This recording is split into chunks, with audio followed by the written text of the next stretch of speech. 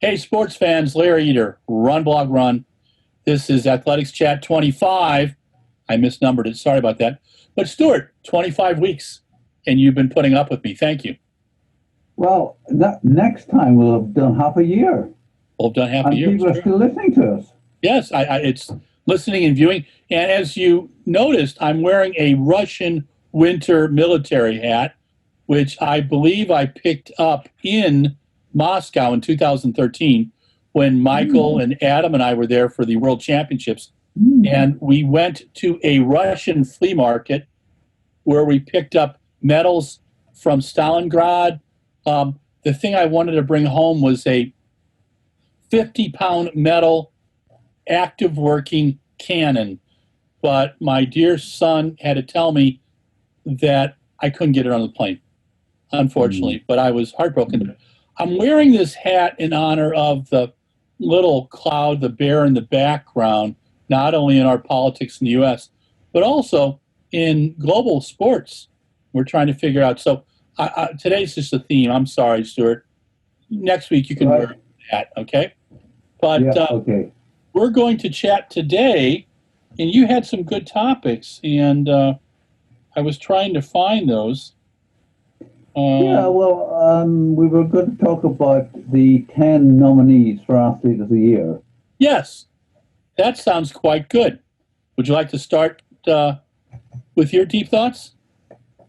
Well, let me read the list to start with. Okay. Donovan Brazier. Okay. Joshua Cheptegei. Okay. Timothy Chariot. Ryan Krauser. Mondo Duplantis. Jacob Kiplimo. Noah Lyles, Daniel Strahl, Johannes Vetter, and Karsten Warholm. The problem I have with this list is I start going through it, I'm saying, yes, he could be the Athlete of the Year. Then I move into the next one and think, oh, he could be the Athlete of the Year. And then the next one, yeah. I mean, given that we haven't had much of a season, the performances by some of these people, I mean, just taking Donovan Brazier, only ran 7 times this year and won the lot of them. Yes. So you can't really fault him. And Ryan Krauser, 10 competitions, 10 wins. Can't fault him. Pretty good. Mondo, undefeated in 16. And so on. Yep. No, I think Mondo was the world. Well, I think he should be getting a world record. I think this is total crap that they don't have a world indoor and a world outdoor record for the pole vault. You know, it's that our whole thing with altitude, and you wonder why people don't understand our sport is because of stuff like this, you know. And Jacob Kiplimo, you know, half marathon, pretty impressive this season. Joshua Cheptegei guy, of course. Yeah. But Joshua didn't have that many races, but my gosh, he set how many world records? 5K on the road, 10K on the road. Well, 10K was early in the year, but then the 5,000 and 10,000. And then and then he had his half marathon debut. He finishes what, 4th or 5th in the fourth in the world champs. So pretty impressive. And Johannes Vetter, I think that javelin was monster. I love all these guys, but I got to tell you, Karsten Warholm is my man. You know, I just think that the 400-meter hurdles is the sadist event. It is one of the toughest events on the track. The 400-meter is sick enough. 400-meter with 10 hurdles is just like hell on earth. You know, although, and perhaps we'll have to quote C.S. Lewis. But yeah, Karsten Warholm. Yeah, and look, but all these guys, you're right. I mean, Noah Lyles had some good races. But you're right. Noah Lyles, I was just going to say, Noah Lyles, not only did Noah Lyles win his 5 finals, but for me, he came up with the quote of the year. Okay, what was that? He said, to protect yourself against COVID, wash your hands for 20 seconds. That's long enough to watch my entire race. I do like that. we will have to put that up in a special place for Noah. He's a lot of fun, And then trying to think of these guys. I'm going to interview Ryan Krauser this week, so I'm excited about that. It will go on Hero Worship. And Johannes Vetter, I've got to talk to before. I like Johannes. The javelin throwers are all a good group. I would really like to talk to Karsten Warholm. I just remember the first time we watched him in a presser. I think it was in 18, was it? When he was in, no, it was 16 or 17 when he was debuting, 17 when he was debuting at the hurdles. Edwin Moses tried to talk to him about the hurdles, and we found it a bit amusing. Let's just put it that way. And it's obvious that Mr. Warholm and his coach know a bit about hurdling. He's quite the talent, and and all these guys too are pretty entertaining, I mean, I remember Karsten at a presser saying that he wanted to buy a racehorse, and that he wanted his coach to train the racehorse as well, because he said, "I'm from the Scottish part of Norway, and I want to make money. And I heard you can make money out of horse racing. So I want to buy a horse, and my idea was that my coach would coach me and coach the horse. But he said my coach isn't very keen on that." Well, I remember the Irish athlete who competed for Great Britain, Jim Hogan, who was a character. He was the European champion in the marathon. Where most people saw him was when he ran against Abebe Bikila in the Olympic marathon, and I think he collapsed at 21 miles. But Hogan was a horse trainer after he retired from athletics, and he did quite well. And he was a bit of a character too. But I think Karsten's up there in terms of characters. If we had character of the year, he would win character of the year. Bars on. Joshua Cheptegei, I think, made running look too easy, because I watched some people say, well, he's not even breathing hard afterwards. The guy was exhausted. Running, what did he run? 3 miles in 4:02 pace per mile pace. He ran 6 miles at 4:12, 4:13 per mile pace. My gosh. He's just very, very good at it. And Ryan Krauser, I just like all the noise Ryan Krauser. Well, the shot putters make a lot of noise. I mean, Christian Cantwell was probably the loudest of the group. Next to Brian Oldfield, But no, I think it's a pretty good group. So who would you pick for Athlete of the Year?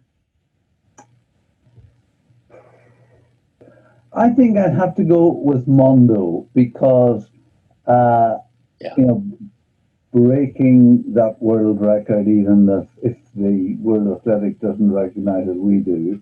Yes. And I just he was so consistent.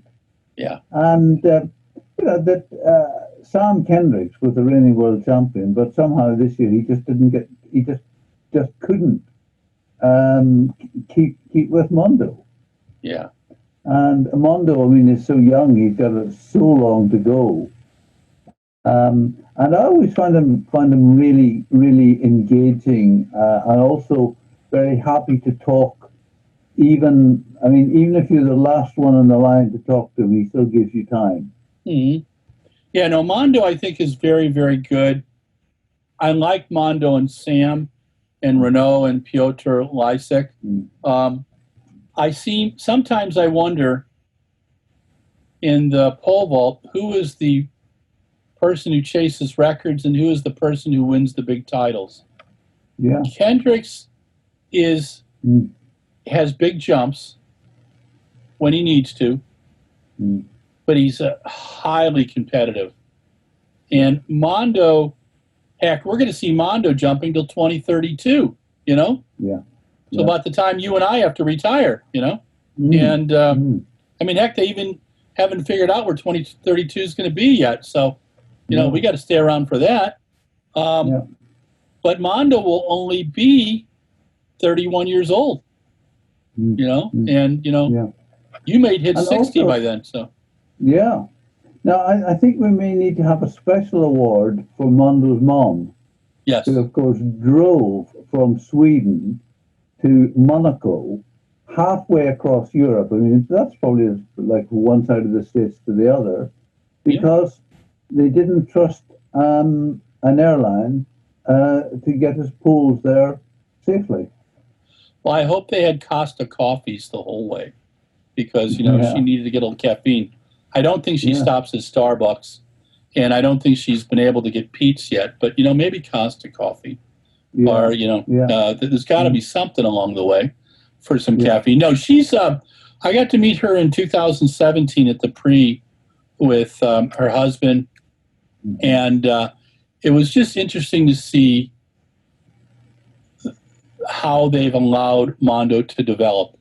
And I really think one of the reasons why he is what he is because they let him be a kid. In the U.S., there's so many sports parents that push their kids to a place. The kids get burned out by their 15 or 16. It happens in your soccer over here all the time. As a track coach, I knew that the highest age, the peak age in participation in the U.S. in soccer is 13. And I would get kids in high school at 14 and 15 who were in great shape, but were burned out from the American approach to soccer, and got them into track and field, 800-meter runners, relay guys. And it was always, there was always, good kids. But it's the same thing with American baseball. The Olympian Steve Scott, the former American record holder in the mile, he was a baseball pitcher. And his mom was, he said she jogged every day 2 miles, and he started running with her, and he liked it and went out for it. So, it's interesting just to see how different athletes have been brought through. And the younger athletes, it's like Allison Felix. I mean, Allison, at 16, she'd already been on 3 covers of our magazines by the time she was 16. She's, 34 now, and we think she's been around forever. And she has in athletic life. Got to say that I love Noah Lyles. He's a fun interview. He's good for the sport. He's entertaining. Donovan Brazier, it's great to see Donovan kind of get he had some challenges early in his career. I think that he was having trouble competing. And in Doha, he really got that off his back and ran really, really well. And he's a fun guy to be around. Good interview. I think that, so if we gave an award for the best meet this season, give me your top 3. Well, it's a little bit hypothetical, because, I mean, it would be easy for me to tell you the top 3 that I went to, because I only went to 3. Yeah. Okay. I mean, the one that surprised me that I went to was the one in northern France, Liévin, which is a one-horse town in the middle of rural France, but with an amazing arena, and it was a great meet. And they did the men's and the women's pole vault at the same time. And of course, in an indoor arena, it's so small that, I mean, a friend of mine, Asha Phillip, was running the 60 meters, and she came out and she said the atmosphere was amazing. I'm completely focused on my race, and I just look up to my right, and there's Mondo jumping. I look to my left, and there's Sandy Morris jumping. And between me and Mondo, there's the men's long jump. And between me and Sandy, there's the women's triple jump. And she said, and then suddenly it all stops, it all quietens, and we're running our race. Mm-hmm. And I mean, I just think that is what indoor events can bring you uniquely, to have so much happening in such a small space. And both the men and the women said that they loved the idea of doing the pole vault side by side.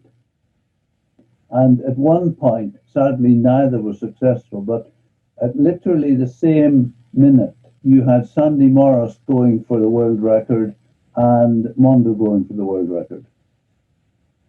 So that one. I mean, it's the ones that I didn't go to. I hear good reports of Monaco. Mm-hmm. People enjoyed that, but equally, everyone said to me that it was strange. It wasn't like a normal. Nothing was normal this year. I mean, Laura Muir said to me, "I don't think I spoke to one athlete this year socially, because we were just told, have your food, go back to your room, keep out of the way." And again, I heard good reports of the Bauhaus in Stockholm. And I mean, some of the lesser meets, you know, Sure. the Elena Shibinska, the completely unpronounceable one in the unpronounceable town in Hungary. Yes. Oh, the Eastbound July. Yeah. Yeah. So, I mean, I think that within the constraints of this year, there were a lot of good meets. And again, I mean, athletes have been saying to me how thankful they were for the efforts that everyone made to put something on for them. Because, you know, when several athletes I know had their first meet in August, when you think you've been training as best you could from the beginning of the year, and you're thinking as May, June, July, will there actually be anything to compete in? So for things actually to happen was great. Yeah, no, I think that I miss being able to go. I mean, I went to the indoor meet at New Balance in Boston after the Dubai Marathon the day before, and then I went to the American Olympic Trials in the marathon, and that was it. I haven't been to anything else, and it's been frustrating. That I didn't go to Leuven, but you know, in 19 I went to Dusseldorf and Karlsruhe and Madrid and you know Birmingham, and you know it just was there's that feeling. And my first indoor meeting was in 1977 in the Cow Palace, and it was the San Francisco indoor. And I remember seeing Frank Shorter and Edwin Moses and Bruce Jenner, and you know it was the stadium sat, or the Cow Palace sat in that configuration probably 10 or 11,000 people, and they got about 6,000. But it was fun. It was exciting, and they were running on a 160 meter track, you know, which is a little different. But there's that whole intimacy of the indoor season. Oh yeah. You know, and which we've loved, and you know I got to go to or you and I sat together in the 2019 in the British indoor champs and enjoyed that. Good event. And this next year, we wonder if there'll be any fans at the indoor meetings at all. What do you know about the indoor season coming up? Anything new? Well, there's gold, silver, and bronze, and the 6 gold ones are Karlsruhe, Boston, Leuven, New York, Torun in Poland, and Madrid. But you know, this very week we have seen Germany stiffening the conditions. We've seen France go into the deepest lockdown anywhere, where you actually need a permit to leave your home. There's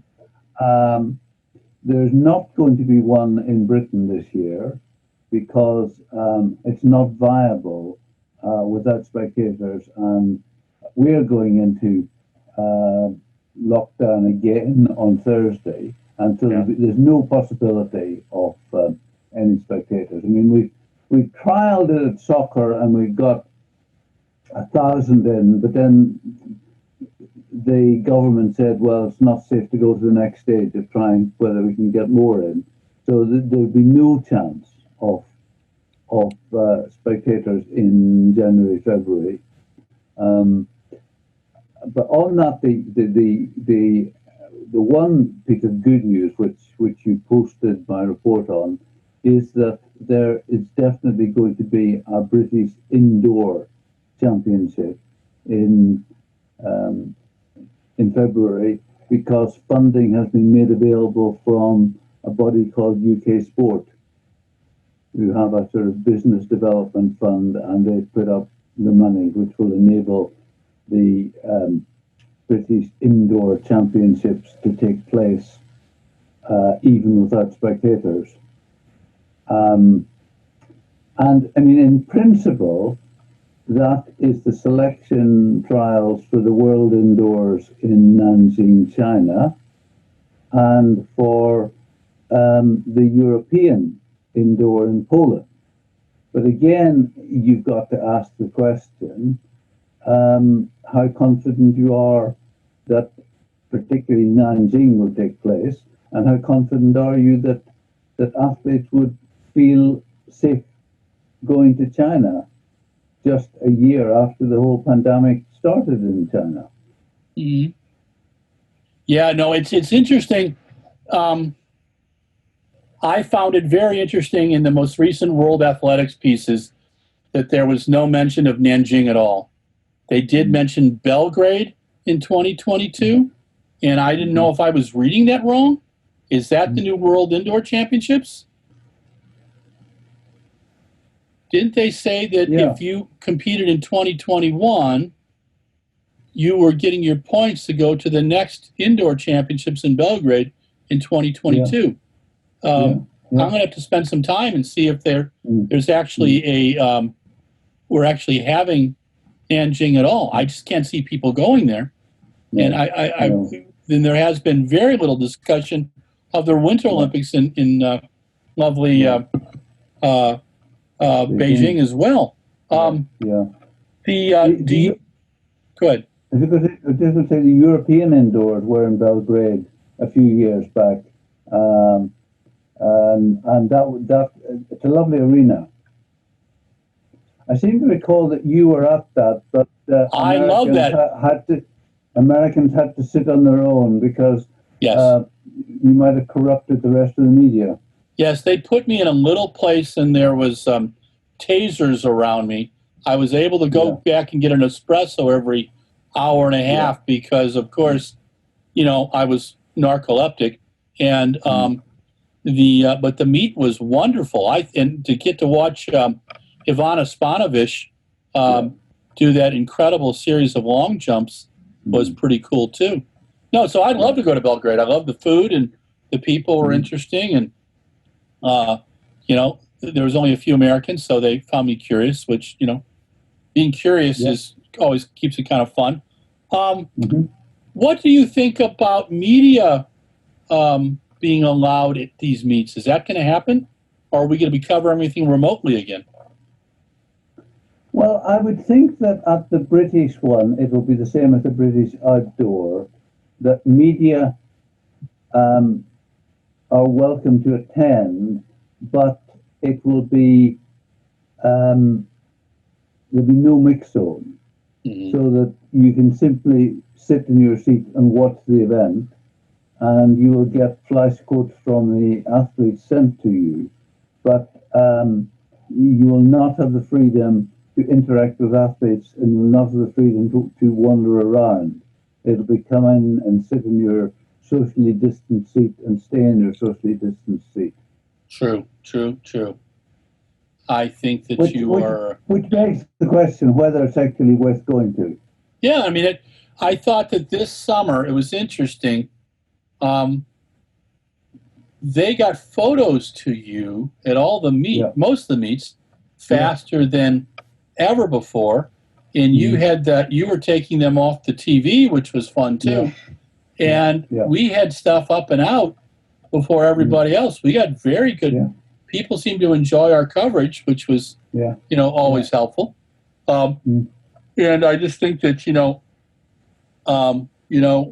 it may have cut into your golf time a little bit this summer, but besides that. No, it's fine. But, well, in his wisdom, our noble Prime Minister Boris has banned golf now, as from Thursday. No. Are there outside protests about that?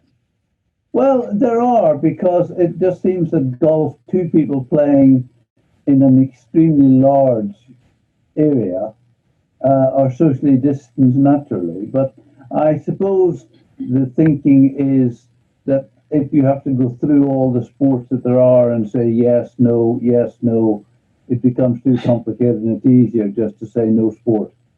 But it also, what is serious for the professional athletes is that all the fitness centers and gymnasiums will also close, and the tracks. Wow. So people are back to having to train for the next month where they can find it.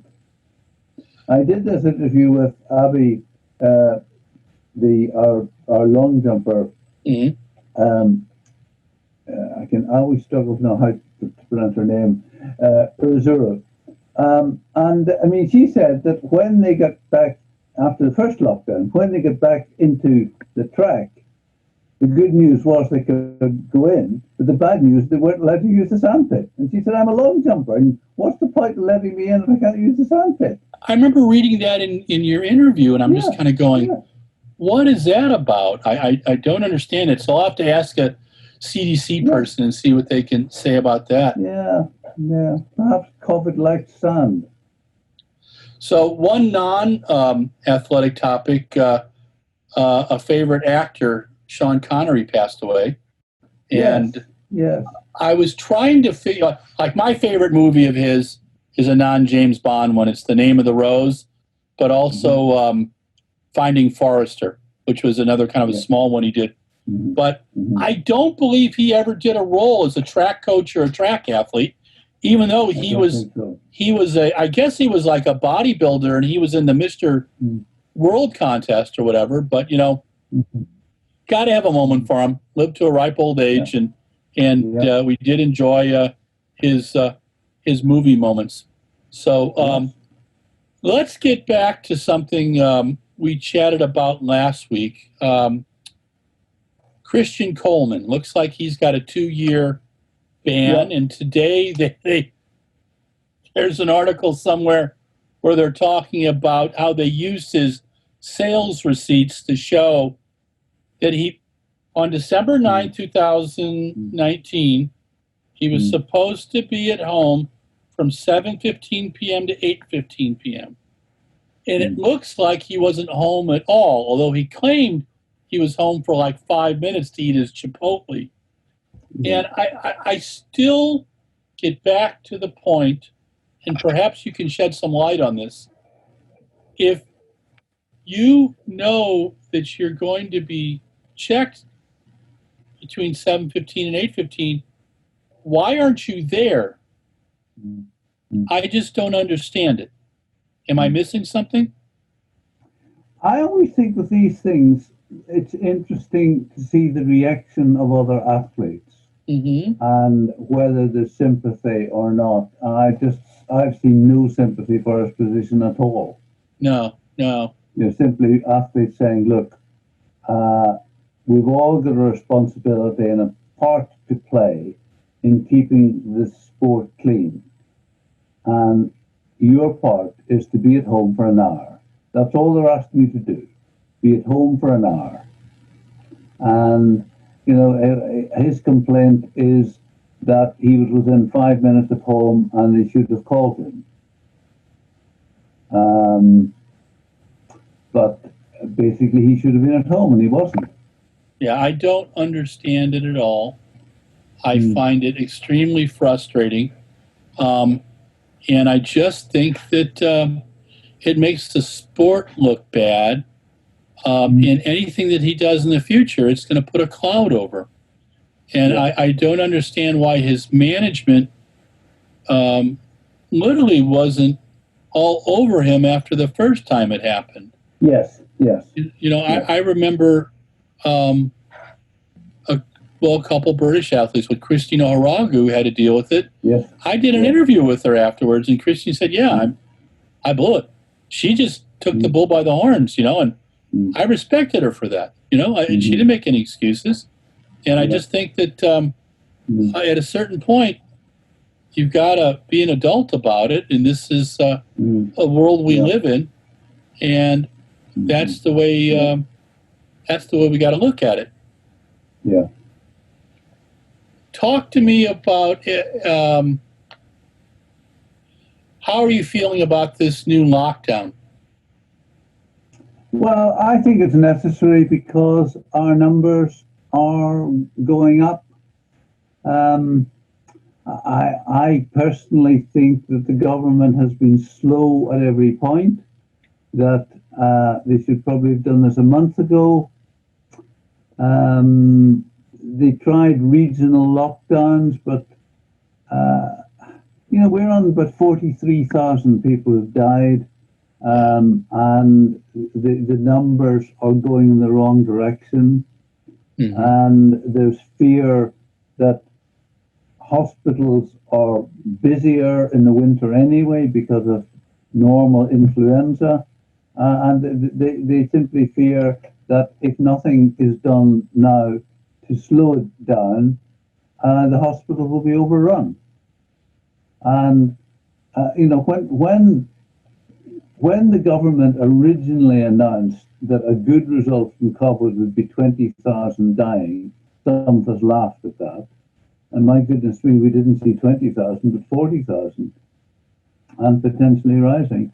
And it's the same throughout Europe, because France has gone into even more draconian lockdown than we have, and Germany, which hasn't really had a major problem, has again upped the ante there.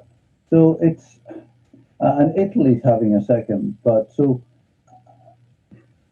Sadly, when we're thinking about Tokyo next year, you think, well, at the moment we're 9 months out from Tokyo, and we are in a horrendous place.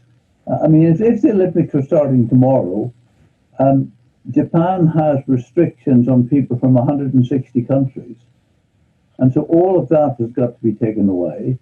And I would totally understand at the moment if Japan says we don't want to receive people from Britain or America, given what the numbers are. So I think that we've got to see a lot of changes before we have anything like a normal year next year. And indeed, the Olympics and the Paralympics, I still think, are 50-50 at best. Well, the way I wrote a note up this weekend, 10,000 athletes, 10,000 media, close quarters, and then most Olympics have had a 500,000 visitors. Well, if they don't have that 500,000 visitors, how do they fill up the stadiums? This last weekend in Tokyo, I guess they tested a stadium. They put 50,000 into a stadium that sat 82,000, and they were filming everything, making sure people wore masks, and they had warmth detectors going off if there were issues. The problem is like you said, until there's a vaccine, and we're a year into it, I really think that we're going to be having the same discussions next summer and going, well, 2022 is coming up. We will have to stay around for that. I just think it's sad as it is, and I know that most athletes never make an Olympics. So making an Olympic team is a huge deal, And the sad thing is, of course, there'll be an awful lot of athletes who are at their peak now, but who probably won't be 4 years from now.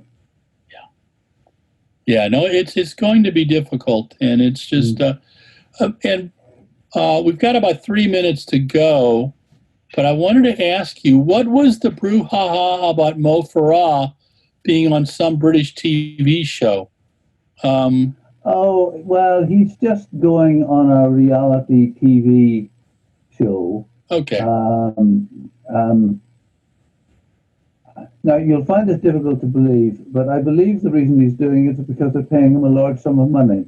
Oh, my gosh. That sounds just amazing. Wow, that actually happens, huh? And just what has been said is that really, if you're trying to be at your best for an Olympic year, is this really a wise thing to be doing?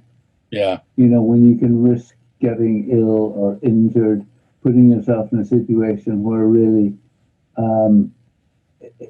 you don't need to be doing this. Yeah. No, I think. And look, when you retire, you'll still be famous and you'll still have opportunities to make the money. So why not just concentrate on getting yourself in shape, either, as it seems likely, to try and win the 10,000 in the Olympics, or indeed to put in some good performances in some of the World Marathon Series, which is coming up in the fall. But you know, really, whatever you should be doing, it's not taking a couple of weeks to go on a reality TV show. Yeah, and he's going to be needing to train hard because Mr. Cheptegei, Mr. Kiplimo are not going to give up medals for Uganda easily, you know. So it's go ahead. I haven't heard that they're doing a reality TV show. I do not believe they are at this time, but I will check on that, Stuart, for next week. You have survived 39 minutes with me, my friend. Please stay safe, and I'll watch your Prime Minister's conversations on YouTube, and you can watch our election tomorrow. Right. And, you know, we'll have at least the process seems to be working. They said it's the most people are going to vote or the highest percentage of voters since 1908, they think will be voting. So that's pretty exciting. And we'll keep our fingers crossed. I just want the discourse to be civilized. Stuart, thanks again. Stay safe, my friend. Thank you. Thank you. This is Larry Eder, Athletics Chat 25. Speak to you soon. If you like us, Twitter, Facebook, Instagram. If you love us, subscribe to YouTube. Talk to you soon. Hey, sports fans, Larry Eder, Athletics Chat 25. The Epilogue. This is where, of course, I can speak as long as I want, but Mike has this little prod to kind of keep me under control. So Stuart and I, you know, chat every week, and he's in Oxford, England, the intellectual capital of the world. Now they're under lockdown again, thanks to Boris Johnson. And this is the one that blew my mind. They can't even play golf over there. It's been banned. Can you believe it? Craziness. Okay. So first topic was the 10 male athletes of the year. Brian Krauser, Donovan Brazier, Joshua Cheptegei. Let's see. I've got Jacob Kiplimo, Noah Lyles, Daniel Sprague, Johannes Vetter. Let's see, Karsten Warholm. And I know I'm missing somebody in there. But what we got to thinking about is that all these guys are pretty good, but Stuart said it's been a rather shortened season. Mondo had 16 competitions. Donovan Brazier had 10. Brian Krauser had 10. Noah Lyles, I think, had 5. I'll have to check on that. Karsten Warholm had 7. Right now, we're kind of staying with Mondo Duplantis and Karsten Warholm, but we'll have to see. What's really cool is all these athletes, male athletes, are quite entertaining, and they're a lot of fun to watch and to enjoy competing. And I think they give a good message that you can be friends off the competitive field, but also compete with people respectfully. I think those things are really important. Mondo is so much fun, him and Sam Kendricks and Piotr Lysick and Renaud Villeneuve, Ryan Krauser, Joe Kovacs, Donovan Brazier. I am really looking forward to Joshua Cheptegei and Jacob Kiplimo taking on Mo Farah in the 10 this upcoming year. I think it could be a lot of fun. And Johannes Vetter, getting those big javelin marks out there. Now the number 2 javelin mark ever. Let's see what he can do. Karsten Warholm, Karsten at the 400-meter hurdles is just phenomenal. And Noah Lyles, we just like Noah. Noah's a blast. He's a lot of fun. He loves social media. He's great with the media and interviews. And hope to get an interview with him before the end of the year. We'll have to keep our fingers crossed there. Speaking to Ryan Krauser and Sam Kendricks and Sandy Morris this week, thanks to Paul Doyle. That should be a lot of fun. And hoping to talk to Jos Hermans in the near future, too. So we'll keep our fingers crossed there. But we also chatted about Christian Coleman. It's sad, but it could have been avoided. And he's going to be the butt of jokes for a while because he had to be supposed to have been home on December 9th from 7:15 to 8:15. And looks like he did everything but be at home. Chipotle, a Supercenter, Walmart, somewhere else too. So, so here's the lesson you learn. If you've got a whereabouts test and you say you're going to be home, be there, follow the rules so I don't have to talk about you. Okay? Really, really frustrating. We're also talking about Tokyo 2021. We just don't get it. 10,000 athletes, 10,000 media. It's a petri dish, man. It's just, how do you could people close for 18 days? In a normal Olympics, people get sick. And how is they're not going to go and just spread everything around the world? I don't get it. Will the vaccines be available for everybody before they go? Who knows? And even in a great situation, 5 to 7% of those folks who get the vaccine are going to have some challenges as well. So we'll have to see how that goes. I'm not sure the Olympics. I'm being generous and I say 50-50 whether we'll have an Olympics in 2021. I think we got 2022. We'll probably have a indoor and outdoor, European and a Commonwealth Games. It'll be a busy, busy year. European indoor champs in Torun. I love Poland. I'd really like to go, but just don't know if they're going to even have countries open. So please do your part. Wash your hands for 20 seconds. That's longer than it takes Noah Lyles to run the 200 meters. Wear a mask indoors, especially outdoors. When you're indoors and having a meal, the only time you should take it off is when you're eating. Be careful, please. I don't want people getting sick. And this is not something fake. It's not fake news. Understand that when people say fake news, they're taking you off what the real topic is. This is nothing new. Demagogues have been doing this stuff for 200 years. They blame the reporters. And yes, reporters are human, and can they make mistakes? But I don't think they've made mistakes about COVID. 216,000 Americans have died. It's embarrassing. Do I think our president meant it? No. But I think there were things that could have been done to minimize, and it hasn't been. So please stay safe. Tomorrow is the election in the U.S. If you haven't voted early, please go vote tomorrow. Exercise your right to vote. They say right now we're on track for the highest percentage of the U.S. electorate voting since 1908. That's pretty exciting. Be part of it. It's about, if I don't care what side you believe in, you need to vote. Because if you don't, you can't say anything. If you haven't exercised your right to vote, you can't say anything. So this is Larry Eder with RunBlogRun. Stay safe. If you like us, Instagram, Facebook, Twitter. If you love us, subscribe on YouTube. Thanks to Mike Deering for putting up with me today. Thanks to Stuart Weir for putting up with me every week. And I hope you guys like my Russian hat. Yes, it's from Moscow. I got it in Moscow. More fun. I'll tell you about Moscow another time. Okay, talk to you soon.